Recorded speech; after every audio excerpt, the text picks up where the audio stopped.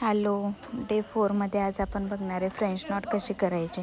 तर फ्रेंच नॉटसाठी मी 9 नंबरची सुई घेतली आपली हातशिलाईची आणि कॉटन थ्रेड घेतला. कॉटन थ्रेड थोडासा जाड असल्यामुळे मी 9 नंबरची सुई यूज करते.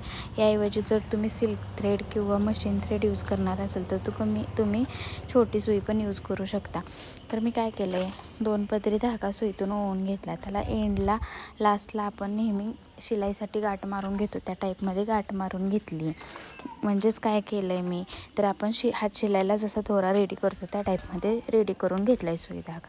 आता मी काय करणार आहे, तर फॅब्रिकच्या खालच्या साईडून सुईवरती घेणार आहे. खालच्या साईडून सुईवरती घेतल्यानंतर जेव्हा आपण सुईवरती घेतो आहे तर मी थोडासा धागा टर्न करणार आहे.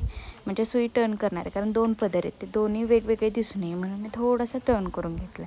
आता एक हात माझा धाग्यावरती होल्ड केला आणि निडलला 1 2 3 अशा 3 वेळा राऊंड केलं. राऊंड केल्यानंतर मी सुई ज्या ठिकाणाहून सुई आपण काढतोय वरती त्याच्या शेजारी एकदम जवळ मी परत सुई टाकली आणि धागा पूर्णपणे खालच्या साईडला खेचून घेतला.